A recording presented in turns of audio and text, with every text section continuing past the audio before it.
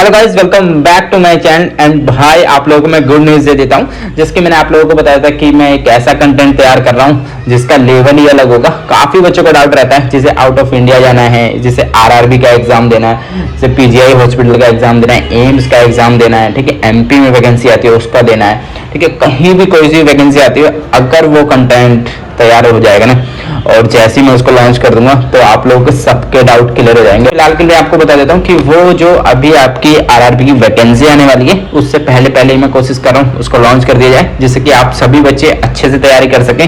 तो उसके लिए मेरे को कुछ बच्चों से थोड़ा सा डिस्कशन करना है। तो आप में से कुछ बच्चे मुझे इंस्टाग्राम पे डीएम कर देना, मैं लिंक दे दूंगा, कमेंट में पिन कर दूंगा अपने आईडी का, तो मुझे डीएम करना। कुछ क्वेश्चन पूछने हैं मेरे को, ताकि मैं आप लोगों की प्रॉब्लम पूरी एकदम 100% जो प्रॉब्लम है वो आप लोगों की सॉल्व कर सकूं मैं। फिलहाल इस वीडियो में हम लोग देख लेते हैं कि आपका ये डायलिसिस टेक्नीशियन इंटरव्यू का पार्ट 2 है। पार्ट 1 अगर आप लोगों ने देखा तो पहले आप पार्ट 1 देखना, फिर आप पार्ट 2 देखना, ठीक है। तो काफी बच्चे पार्ट 1 देख करके इंटरव्यू देने जा रहे थे और उन्होंने कहा काफी क्वेश्चन इसमें से पूछे गए हैं। तो ये बहुत अच्छी बात है मेरे लिए कि मैं जो वीडियो डाला हूँ आप लोगों को हेल्प होती है। बस आप लोग ना एम जरूर कंप्लीट कर दिया करो, जो में हम एम रखते हैं इस वीडियो के अंदर। जैसे इस वीडियो पे हम एम रखते हैं 500 लाइक्स का, ठीक है। तो लाइक का बटन दबा दें और करते हैं वीडियो को स्टार्ट। तो ये आपका सेकंड पार्ट है, डायलिसिस टेक्नीशियन इंटरव्यू पार्ट 2। इसमें पहला क्वेश्चन आपका आता है CRBSI। ये इतना फेवरेट क्वेश्चन होता है किसी भी नेफ्रोलॉजिस्ट का। अगर कोई नेफ्रोलॉजिस्ट बैठा हुआ है तो उसका बहुत ही फेवरेट क्वेश्चन है कैथेटर इन्फेक्शन से रिलेटेड, क्योंकि आप लोगों को पता है कि जो आईजे होते हैं, परमाकैथ होते हैं, इनमें इन्फेक्शन बहुत जल्दी स्प्रेड हो जाता है, ठीक है। तो क्या होता है कि टेक्नीशियन का एक बहुत बड़ा रोल होता है इसके अंदर कि आप प्रिवेंट कर सकते हो उसको किस किस तरीके से। पहले मैं आपको CRBSI बता देता हूँ क्या होता है। ये catheter related blood stream infection होता है, ठीक है। ये देखो मोस्टली आपको कहाँ देखा जाएगा, exit site infection are diagnosed by redness.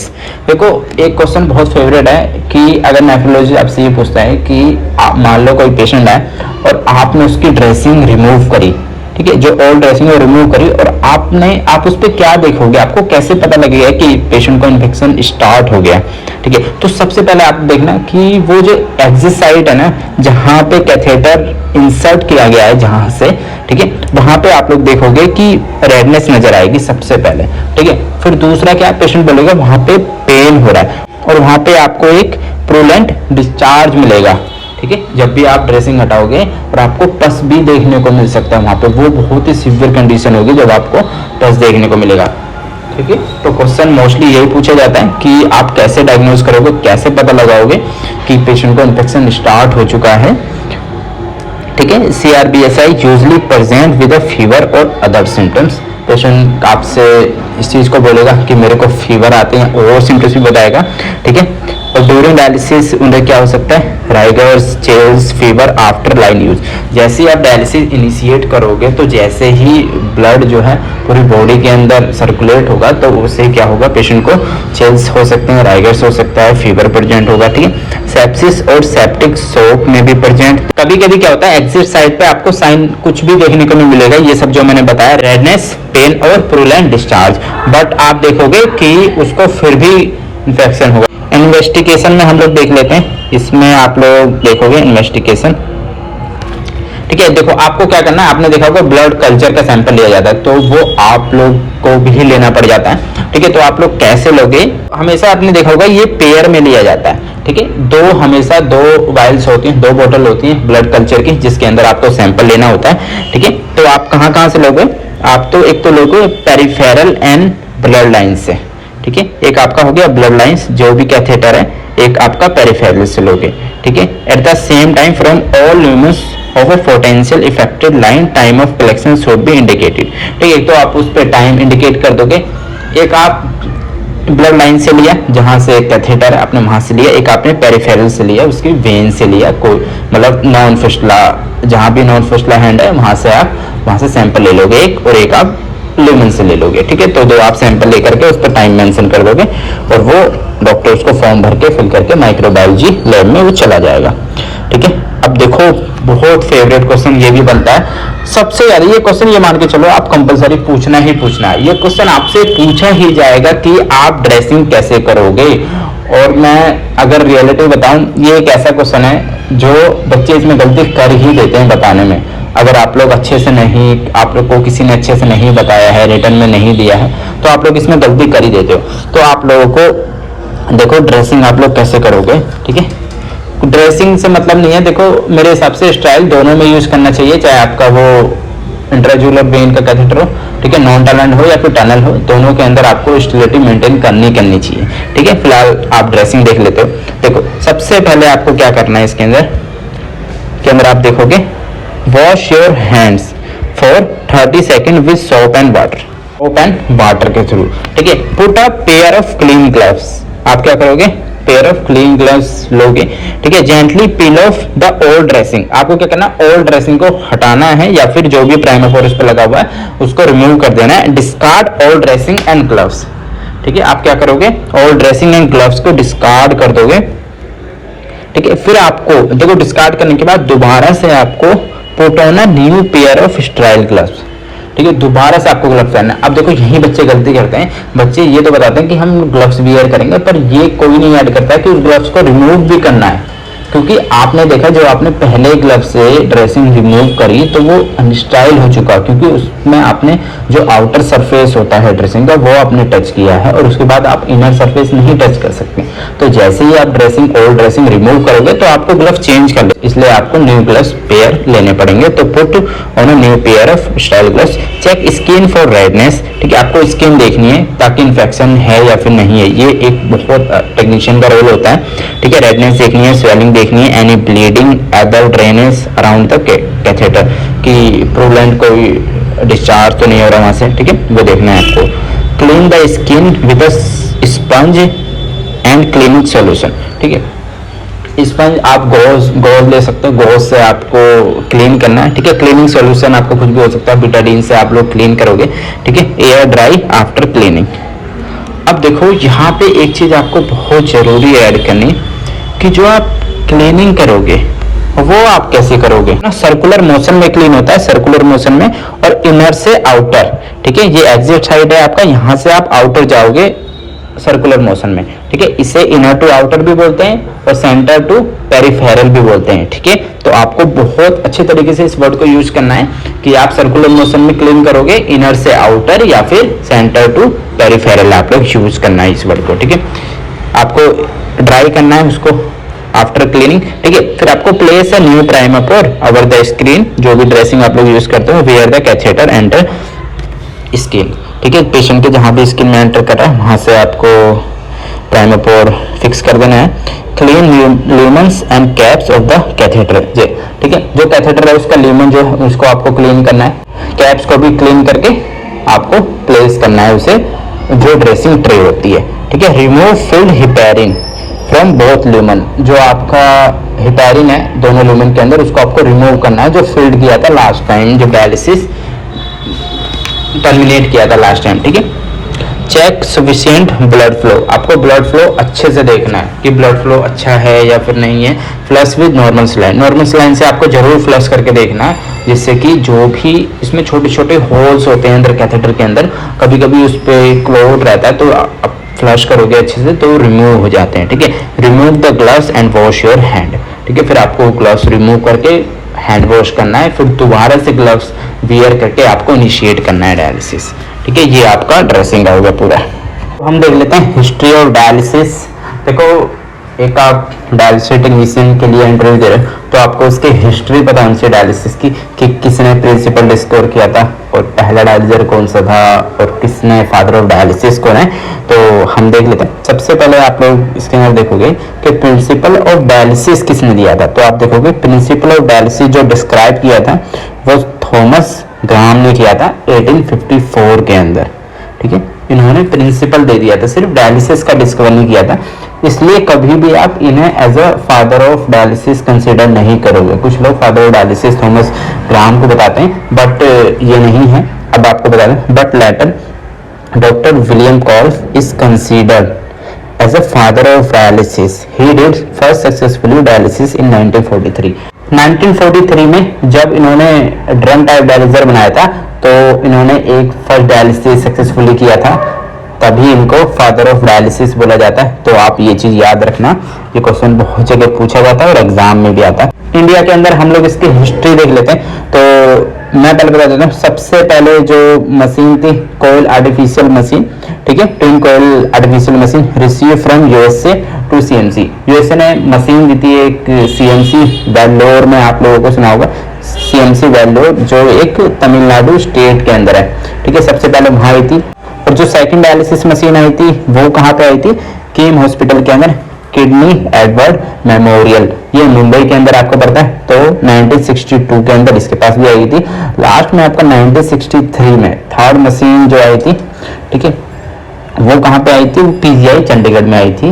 और जो इंडिया के अंदर सक्सेसफुली डायलिसिस किया गया था डॉक्टर केएस के द्वारा किया गया था, और इनको ही क्या बोला जाता है, इंडियन फादर ऑफ नेफ्रोलॉजी बोला जाता है डॉक्टर केएस को, ठीक है। अब हिस्ट्री ऑफ डायलिसिस देख लेते हैं, ठीक है। आपको पता है अभी जो डायलिसिस यूज किया जा रहा है होलो फाइबर डायलिसिस यूज किया जा रहा है। तो आप लोग देख सकते हो इसमें artificial kidney rotating drum type dialysis discover किसने किया था, डॉक्टर कॉल्फ ने किया था, ठीक है, आर्टिफिशियल किडनी। और जो मैंने आपको 1943 में बताया था, जो फादर ऑफ डायलिसिस है उन्होंने ही सबसे पहला डायलिसिस डिस्कवर किया था। इसके बाद आया था first coil dialysis develop in 1952 के अंदर, ठीक है। पहले 1943 में आया ये वाला ड्रम टाइप, ठीक है। इसके बाद 1952 में आया सेकंड डायलिसिस। फिर आपका किल डायलिसिस आया, जिसे पहले प्लेट डायलिसिस भी कहा जाता है, 1960 के अंदर, ठीक है। पहले 43 में आया ये वाला आपका, फिर सेकंड आपका 56 में 52 में आया, पर 56 में इसको क्या किया गया, यूज में लिया गया, मतलब सप्लाई कर दी गई इसकी हॉस्पिटल्स के अंदर, जहां भी डायलिसिस सेंटर्स हैं वहां पे सप्लाई कर दी गई, ठीक है। तो आप इसको 56 लोगे, यूज में लिया गया। फिर 1960 के अंदर पहले प्लेट डायलिसिस को यूज करने लगे। फिर at the end hollow fibre artificial kidney, जो अभी आप लोग यूज करते हो उसे होलो फाइबर कहते हैं, ठीक है। वो 1964 से अब तक चला आ रहा है, ठीक है, वो वाला कंसेप्ट, ठीक है। बाकी सब आउटडेटेड हो चुके हैं। ये सब सैंपल के लिए लैब वगैरह में रखे होंगे, अगर आप आउट ऑफ इंडिया जाओगे तो वहां आपको देखने को मिलेंगे। हम देख लेते हैं डायलिसिस के बारे में। डायलिसिस पे ऑलरेडी वीडियो अपलोडेड है, बट जो इंपॉर्टेंट है वो मैं आपको बता रहा हूँ। लो फ्लक्स जो डायलिसिस और हाई फ्लक्स और हाई एफिशिएंसी, इन तीनों डायलिसिस के बारे में पता होना चाहिए। देखिए आजकल नया वर्ड भी यूज किया जा रहा है, high cut of low cut off, ठीक है, उसको भी आपको याद रखना है। अगर आपसे कोई हाई कट ऑफ पूछता है तो आप समझ लो उसका हाई फ्लक्स का मतलब है, लो कट ऑफ पूछता है तो उसके अंदर आपका लो फ्लक्स और हाई एफिशिएंसी आ जाएगा। तो इसमें जो जरूरी है आप लोगों को ये देखना है कि अल्ट्रा फिल्ट्रेशन कोफिशिएंट की क्या होगा डायलिसिस का, बीटा 2 माइक्रोग्लोबिन सीविंग कोफिशिएंट कितना होगा, सरफेस एरिया कितना होगा, ठीक है, ये सब आपको देखना है। सबसे पहले हम लोग स्टार्ट करते हैं लो फ्लक्स डायलिसिस से। लो फ्लक्स में आप देखोगे अल्ट्रा फिल्ट्रेशन जो कोफिशिएंट है वो आपका कितने तक है, Hg। देखो इसका मतलब मैं आपको समझा देता हूँ, ठीक है, कोई नहीं पूछेगा आपसे, पर आप देखोगे ml, मतलब आपका 10 ml पर आर mmHg, ठीक है। तो आप देखोगे इसमें 10 ml आपका हो गया, और कितना 1 आर के अंदर हो रहा है, और इनटू आपका 100 उसका जो है mmHg प्रेशर है डायलिसिस पे जो लग रहा है, ठीक है। तो ये आपको कितना आ जाएगा 1000 ml, ठीक है। तो ये आपको कितना हो गया 1 लीटर, मतलब जो लो फ्लक्स डायलिसिस है उसकी जो कैपेसिटी है वो सिर्फ 1 लीटर रिमूव कर सकता है 1 घंटे के अंदर, ठीक है। तो अल्ट्रा फिल्ट्रेशन कोफिशिएंट ये होता है। बाकी मैंने अच्छे से समझा रखा है डायलिसिस वाली वीडियो में, उसमें भी आप लोग देख के जाइएगा, ठीक है। और लास्ट में मैं एक लिस्ट दे दूंगा कि कौन कौन सी वीडियो आपको देख करके जानी है इंटरव्यू देने से पहले, ठीक है, उसमें मैं आपको लिस्ट में बता दूंगा। अब देखिए इसमें आ जाता है आपका बीटा 2 माइक्रोग्लोबिन कोफिशिएंट इसका बिल्कुल भी नहीं है, ठीक है। सर आपको पता है मॉलिक्यूलर जो वेट होता है वो 11,800 के आसपास होता है, तो वो इसमें से नहीं रिमूव हो पाएगा। सरफेस एरिया इसका कितना 1.3 से लेकर 1.8 मीटर स्क्वायर तक होता है, ठीक है। अब आ जाते हैं हाई एफिशिएंसी डायलिसिस की तरफ, ठीक है। अल्ट्रा फिल्ट्रेशन कोफिशिएंट 10 से 20 है, मतलब उससे ज्यादा है थोड़ा। बीटा 2 माइक्रोग्लोबिन इसका भी बिल्कुल भी नहीं है। सरफेस एरिया 2.4 मीटर स्क्वायर, इससे ऊपर इस यहाँ तक होगा, ठीक है। 1.5 से लेकर 2.5 तक इसका सरफेस एरिया होता है, ठीक है। ये आप बोलोगे लो कट ऑफ डायलिसिस, ठीक है। अब आ जाते हैं हाई कट ऑफ और हाई फ्लक्स डायलिसिस पे। अल्ट्रा फिल्ट्रेशन कोफिशिएंट आप देखोगे 20 ml पर आर पर mmHg, या फिर उससे ऊपर भी हो सकता है, ठीक है। 1 आवर में आप 2 से 3 लीटर तक पानी आराम से रिमूव कर सकते हो। बीटा 2 माइक्रोग्लोबिन कोफिशिएंट 0.6 से लेके 1 तक होगा। कितना सीव कर जा रहा है, ठीक है, कितना पास कर जा रहा है डायलिसिस से, वो होता है आपका बीटा 2 माइक्रोग्लोबिन कोफिशिएंट। 0.6 से लेकर 1 तक ये सीव कर जाता है, मतलब पास कर जाता है डायलिसिस से। देखो ये रेशो में होता है 0.6, ठीक है, इस साइड बता रहे हैं तो मतलब आप अगर 10 का रेशो ले रहे हो तो उसमें से आप देखोगे 6 पास हो जाएगा, 4 रह जाएगा डायलिजर की तरफ, ठीक है, तो इसे बोलोगे आप सीविंग कोफिशिएंट। बाकी कोई डाउट हो तो डायलिजर वाली वीडियो देखना, उसमें बहुत अच्छे से समझाया हुआ मैंने। सरफेस एरिया कितना होगा 3.4 मीटर स्क्वायर तक, इसका काफी ज्यादा सरफेस एरिया होता है, तब भी इसके अंदर से यूजुअली बीटा 2 माइक्रोग्लोबिन पास हो पाता है, ठीक है। तो ये था आपका डायलिजर के बारे में। अब नेक्स्ट टॉपिक हम देख लेते हैं। तो ये बहुत जरूरी है कि आपको कलर कोड्स पता होने चाहिए हॉस्पिटल्स के अंदर, कौन कौन से कलर कोड किस लिए होते हैं, ठीक है। तो आप देखोगे जो कोड ब्लू होता है ये कार्डियक अरेस्ट के लिए होता है, ठीक है। हर हॉस्पिटल का एक नंबर होता है इसको डायल करने के लिए, तो वो नंबर नहीं आपसे पूछा जाएगा, सिर्फ कोड पूछा जाएगा। और जो मेन बता रहा हूँ मैं वो, जैसे NABH, अगर आपने किसी हॉस्पिटल में जो NABH अप्रूव है उसमें आपको ये सब चीजें सिखाई गई होंगी, पर काफी बच्चे ऐसे हैं जिन्हें ये चीजें नहीं पता होती है और इंटरव्यू में पूछ ली जाती है, तो वहीं से पता लग जाता है कि आपकी नॉलेज कितनी है। तो आपको ये चीजें पता होनी चाहिए, ठीक है। कोड रेड फायर के लिए होता है, कोड पिंक आपका चाइल्ड अबडक्शन के लिए होता है, जैसे चाइल्ड मिसिंग हो गया, किडनैप हो गया, कोई लेके जा रहा है हॉस्पिटल से, तो उसके लिए आपका कोड पिंक होता है। कोड येलो आपका एक्सटर्नल डिजास्टर के लिए होता है, ठीक है। आपकी कोई भी एक्सटर्नल डिजास्टर हो गया, ठीक है, अर्थक्वेक हो गया, accident with mass casualty, natural calamity, ठीक है, तो आप यूज करोगे कोड येलो, ठीक है। कोड ब्लैक आपका internal disaster like building collapse हो गई, ठीक है, बॉम्ब के लिए यूज किया जाता है, बॉम्ब थ्रेट के लिए, ठीक है, पाइपलाइन ब्रस्ट हो गई, ये सब के लिए आपका यूज किया जाता है। 5 मूवमेंट्स ऑफ हैंड वॉशिंग, ठीक है, हैंड वॉशिंग के 5 मूवमेंट, ठीक है, ये बहुत जरूरी है, ये पूछे ही जाते हैं, ठीक है। तो पहला आपका आ गया before touching a patient, before clean and aseptic pass procedure, ठीक है, after body fluid exposure, after touching a patient, after touching the patient surrounding, ठीक है। ये क्वेश्चन कंपटीशन में भी देखने को मिल जाता है, तो आपको ये पता होना चाहिए, ठीक है। अब हम नेक्स्ट देख लेते हैं। नेक्स्ट टॉपिक आपका है टाइप्स ऑफ कैनुलेशन। देखो फिस्टुला कैनुलेशन करने के लिए 3 टाइप होते हैं, वो आपको बहुत जरूरी है पता होने। एज अ टेक्नीशियन आपको पता होने चाहिए कि कौन कौन सी टेक्निक होती है फिस्टुला नीडलिंग की, ठीक है। फर्स्ट जो होती है रोप लेडर होती है, तो आप समझ लो एक रोप है, उस पर आपको नीडलिंग करते जाना है, ठीक है, स्पेस देते देते हुए। तो आप लोग देख सकते हो, मैं आपको इसमें मैं दिखा देता हूँ, ठीक है। तो आप लोग देख सकते हो जो ये आपका ए है, ये आपका क्या है, रोप लेडर टेक्निक है। इसमें आप देखोगे जो नीडलिंग हो रखी है वो स्पेस में छोड़ छोड़ के की गई है, ठीक है, एक ही एरिया पे नहीं की गई है, इसे आप रोप लेडर टेक्निक बोलोगे, ठीक है। इसके बाद आपका आ जाता है एरिया कैनुलेशन। एरिया कैनुलेशन में क्या होता है, एक स्पेसिफिक एरिया ले लिया जाता है, जैसे ये वाला पूरा एरिया ले लिया, यहीं पे आपकी नीडलिंग की गई है थोड़ी थोड़ी जगह को छोड़ करके, ठीक है। और आप ये भी देख सकते हो, ठीक है, ये आपका एरिया कैनुलेशन हो गया। आपका बटन होल, ठीक है, बटन होल टेक्निक हो गया, ठीक है। ये देखिए इसमें क्या है, एक ही जगह नीडलिंग करी जा रही है, कोई स्पेस नहीं छोड़ा जा रहा है, सेम पॉइंट पे हर बार नीडलिंग की जा रही है। अब देखो क्या क्वेश्चन, इसमें से क्वेश्चन ये निकलता है कि जो एनेरिज्म होगा, एनेरिज्म जो होगा वो कौन से वाले से मोर चांस है।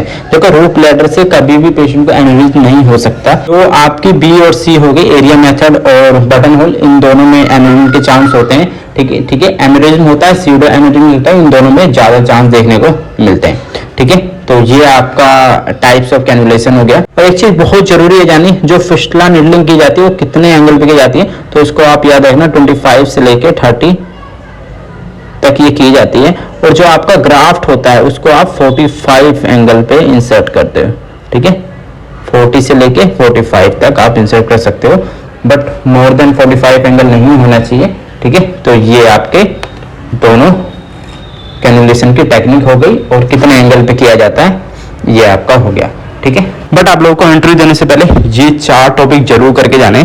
आपको ये कैसे मिलेंगे, आप सीधा यूट्यूब पे लिख देना नेफ्रोलॉजी डायलिसिस थेरेपिस्ट, उसके आगे कोई सा भी चारों में से एक टॉपिक डालना, वीडियो ऊपर ही आ जाएगी। आपको ये 4 वीडियो देख करके जानी है इंटरव्यू देने से पहले, क्योंकि इसमें मैंने बहुत डिटेल में चीजें बताई हुई है जो कि बहुत जरूरी है जब भी आप इंटरव्यू के लिए जाओ, ठीक है। तो ये 4 वीडियो कवर कर लेना, और आने वाले टाइम में इसका तीसरा पार्ट भी आने वाला है, तो उसके लिए रेडी रहना। तो जैसे ही नई नई चीजें इन्वेंशन आता है, मॉड्यूलिटीज आती है, मैं उसको ऐड कर दूंगा।